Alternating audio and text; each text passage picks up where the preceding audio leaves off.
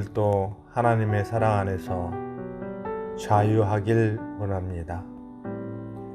용기를 가지고 한 걸음 걷는 날 되길 원합니다. 다 함께 사도신경으로 우리의 신앙을 고백하겠습니다.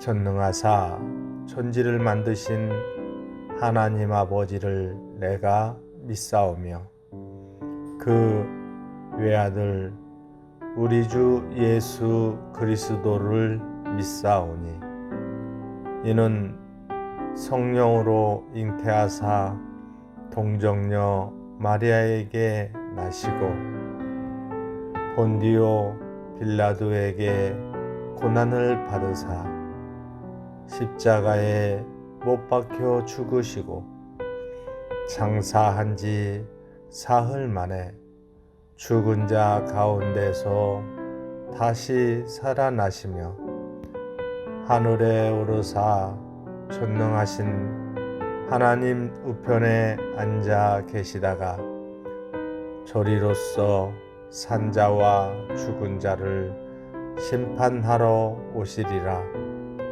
성령을 믿사오며 거룩한 공회와 성도가 서로 교통하는 것과 죄를 사하여 주시는 것과 몸이 다시 사는 것과 영원히 사는 것을 믿사옵나이다. 아멘.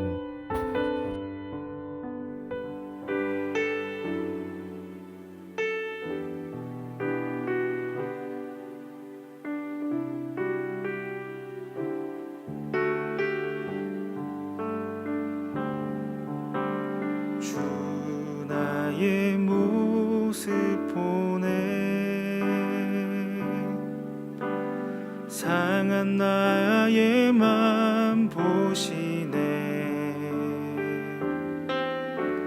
주 나의 눈물 안에 홀로 울던 맘 하시네 주 사랑 내게 있네 그 사랑이 날 채우네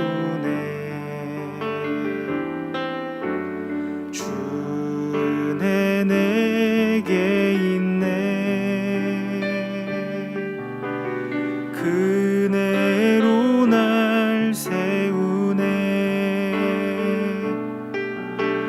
세상 소망 다 사라져가도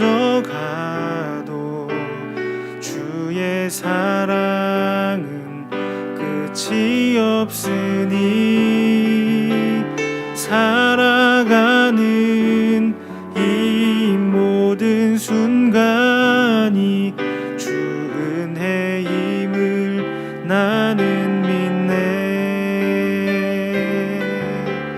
세상 소망 다 사라져가도 주의 사랑은 끝이 없으니 살아가는 이 모든 순간이 주 은혜임을 나는 믿네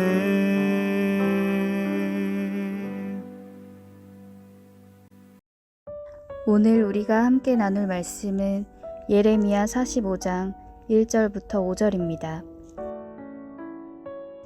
유다의 요시야 왕의 아들 여호야김 넷째 해에 네리야의 아들 바룩이 예레미야가 불러주는 대로 이 모든 말을 책에 기록하니라.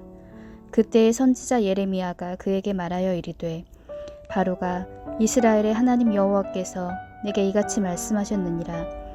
내가 일찍이 말하기를 화로다 여호와께서 나의 고통에 슬픔을 더하셨으니 나는 나의 탄식으로 피곤하여 평안을 찾지 못하도다.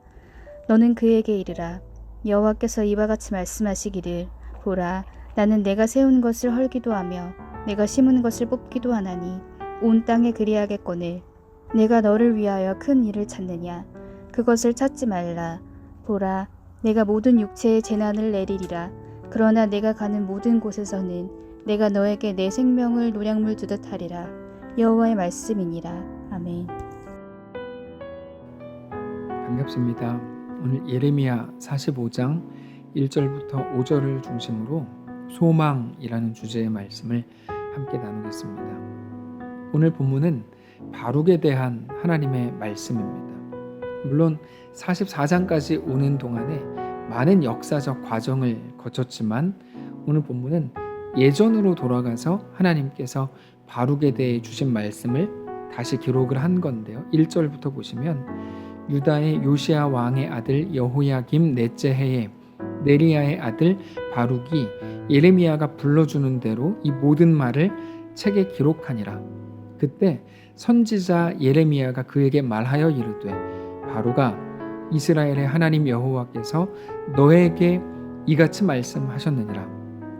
바룩은 누군가 하면 흑암의 시대에 예레미야를 도와서 사역을 잘 감당했던 신실한 그리스도인이었습니다.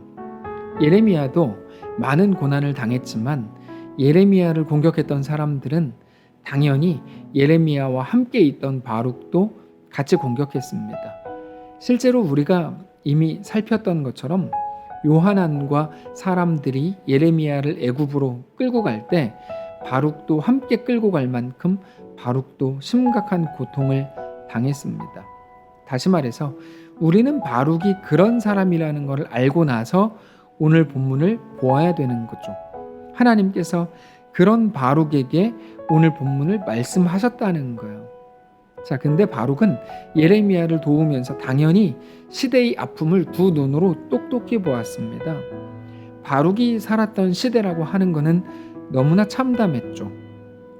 모든 사람들은 하나님을 떠나서 종교인들, 모든 종교인들, 선지자들과 제사장들까지도 눈에 보이는 것을 소망 삼았고 그거를 당연하다고 말했고 그거를 얻기 위해 너는 노력해야 된다. 그거를 얻기 위해 기도해야 된다.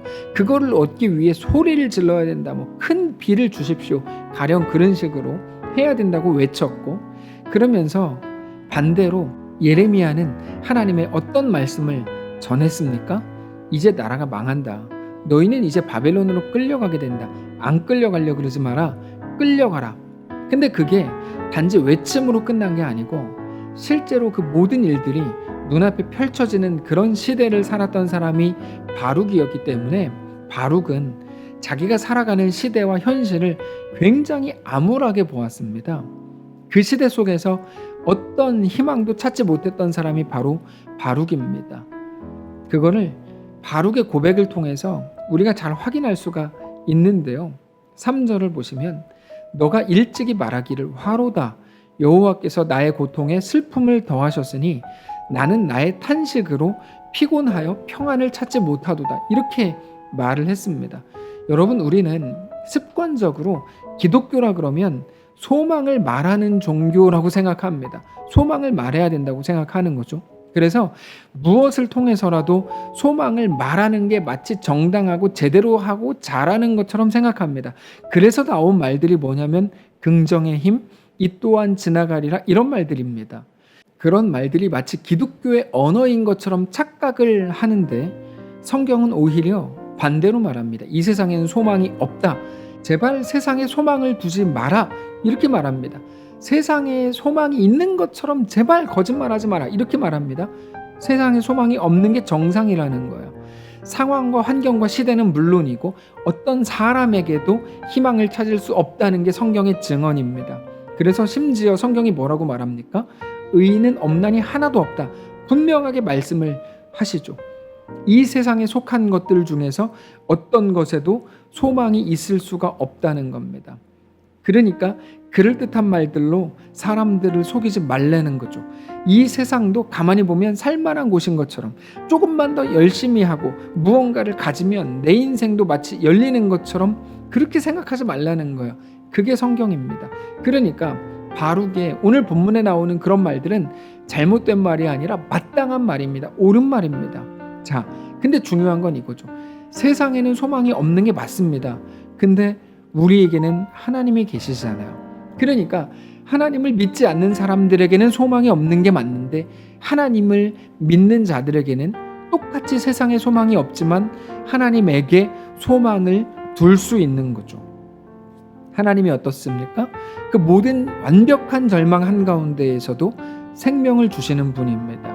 그래서 우리의 소망은 이 땅에 있는 게 아니라 이 땅에 속한 게 아니라 다시 말해서 우리 자식이 기도 열심히 한 결과 그래도 취업을 한 것에 그나마 대학에 간 것에 혹은 그나마 그것을 얻은 것에 우리의 소망이 있는 게 아니라 오직 우리 주 하나님께만 우리의 소망이 있다는 거죠. 여러분 정확하게 고백하셔야 됩니다. 그거를 오늘 본문에서 이렇게 설명을 하시죠. 4절입니다. 너는 그에게 이르라 여호와께서 이와 같이 말씀하시기를 보라 나는 내가 세운 것을 헐기도 하며 내가 심은 것을 뽑기도 하나니 온 땅에 그리하겠다. 자, 나는 내가 세운 것을 헐기도 하고 내가 심은 것을 뽑기도 한다라고 말씀을 하시죠. 무슨 말일까요? 말 그대로예요.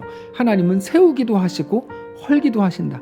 심기도 하시고 뽑으시기도 하신다. 이런 말입니다. 다시 말해서 그 모든 일들이 하나님의 주권 아래에 있다는 거죠.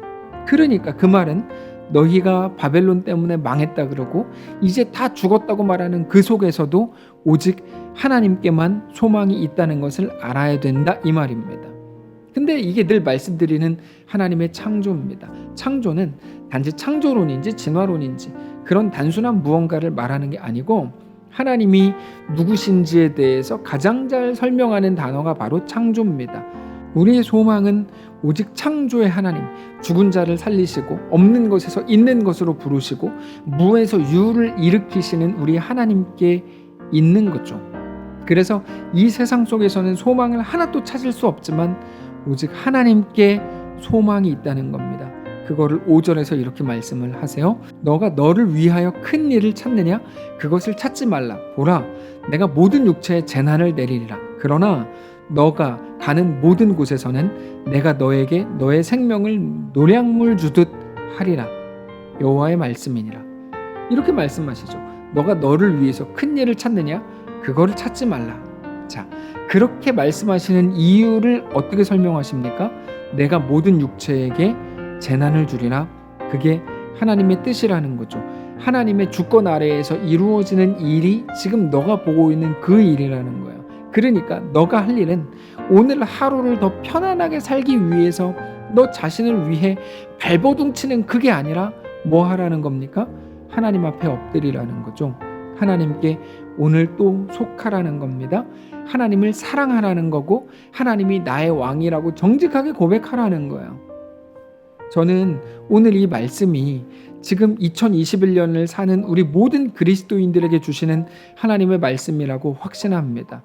조금만 정신을 차리고 보면 멸망해가는 남유다의 그 모습과 지금 우리의 모습이 너무나 닮았습니다. 완전히 똑같습니다. 얼마 전까지만 해도 교회 건물을 잘 지으면 알아서 성도가 늘어난다고 생각했던 그런 시대를 살았습니다. 그래서 많은 교회들이 빚내서 건물을 지었습니다. 근데 지금은 국가가 나서서 모이지 못하게 막는 시대가 됐습니다. 옳고 그름인지 혹은 이게 얼마나 합리적인 선택인지를 떠나서 그게 일단 우리의 현실입니다. 그때 하나님께서 오늘 본문에서 이렇게 말씀을 주시는 거예요. 너가 너를 위해 큰 일을 찾느냐? 그거 찾지 마라. 왜요? 생명의 주관자는 오직 여호와시기 때문이다 이거죠. 너는 네가 창조주이고 너는 네가 생명의 주관자인 것처럼 오해하고 착각하는구나. 아니다. 생명의 주관자는 오직 여호와시다. 그래서 어떻게 하라는 겁니까? 그 하나님 앞에 오늘 또 속하게 되는 거, 하나님을 더 사랑하게 되는 거, 하나님만이 나의 왕이라고 정직하게 고백하게 되는 거, 그거 하라는 거죠. 사랑하는 성도 여러분, 우리의 소망은 오직 하나님께 있습니다. 아니요, 우리의 소망은 오직 하나님이십니다. 우리가 살 길은 오직 하나님께 있습니다. 더 정확하게는 우리가 살 길은 오직 하나님이십니다. 그래서 예수님께서는 예수님만이 길과 진리와 생명이라고 말씀을 주시죠. 시대의 문제가 아닙니다. 하필이면 재수 없이 우리가 사는 시대에 코로나가 터져서 우리가 고생하는 거 아닙니다. 우리 예수님이 부활하신 후에 하늘에 오르셨는데 그때부터 지금까지를 정말 마지막 시대라고 부릅니다.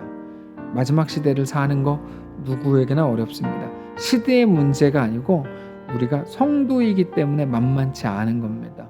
우리가 오직 하나님만이 나의 소망이요 나의 피난처요 나의 반석이라고 고백하게 되는 것이 시대와 상황과 환경이 주는 도전이기 때문입니다. 그러므로 사랑하는 성도 여러분, 오늘 이 말씀 앞에 엎드리십시오. 그리고 오직 내 주인은 하나님이라고 정직히 고백하십시오. 우리 전 인격을 담아서 온 마음을 담아서 그 진실한 고백을 가지게 되는 귀한 우리의 오늘이시기를 바랍니다. 기도하겠습니다. 살아계신 하나님 감사합니다. 우리가 사는 시대가 무시무시합니다. 네, 아니요. 우리가 사는 시대가 무시무시한 게 아니고 우리가 성도라는 그 정체성 자체가 세상이 볼 때 무시무시한 거겠죠. 하나님, 시대가 주는 모든 환경 상황 앞에서 그 도전을 온전히 인식하기를 원합니다. 나는 성도다. 이 모든 상황 속에서 내가 하나님 앞에 엎드린다. 하나님만 나의 소망이요 나의 피난처요 나의 반석입니다. 이렇게 고백하는 우리의 오늘 되기를 원합니다. 기도로 모든 어려움들을 이겨내고 기도로 모든 비포장을 포장된 도로로 만들고 아니요. 기도로 모든 비포장 속에서 그렇습니다. 나에겐 소망 없습니다. 하나님만 나의 소망입니다. 정직히 고백하게 되는 사랑하는 모든 성도를 되게 하옵소서. 그 속에서 다만 너무 지쳐서 쓰러지지 않게 하시고 언제나 이길 힘을 주시고 일어날 힘을 주시고 하나님만 나의 소망인 것을 고백하는 귀한 우리의 오늘 되도록 축복하시옵소서. 살아계신 예수님의 이름으로 기도합니다. 아멘. 사랑하는 성도 여러분, 하나님께서 오늘 하루를 우리에게 허락하셨습니다. 믿음을 가지고 오늘을 넉넉히 살게 되시기를 바라고 주님과 함께 믿음으로 동행하며 담대히 세워지는 귀한 우리의 오늘 되시기를 주님 이름으로 축복합니다. 광고를 하나 말씀을 드리면 저는 오늘 방콕으로 넘어가서 이제 격리가 2주의 샌드박스의 격리가 끝났는데 방콕으로 넘어가서 내일 치앙마이로 가서 이제 나타칸 목사님과 이 목사님과 그리고 마태 집사님을 함께 만날 예정입니다. 진행되는 모든 과정 속에 하나님의 은혜가 있기를 분명히 제가 알지 못하고 예정하지 못했던 많은 변수들이 있을 텐데 그 모든 상황 한가운데에서 하나님의 놀라운 은혜가 부으시기를 꼭 기도해 주시기를 부탁드립니다. 오늘 하루 승리하시기를 축복합니다.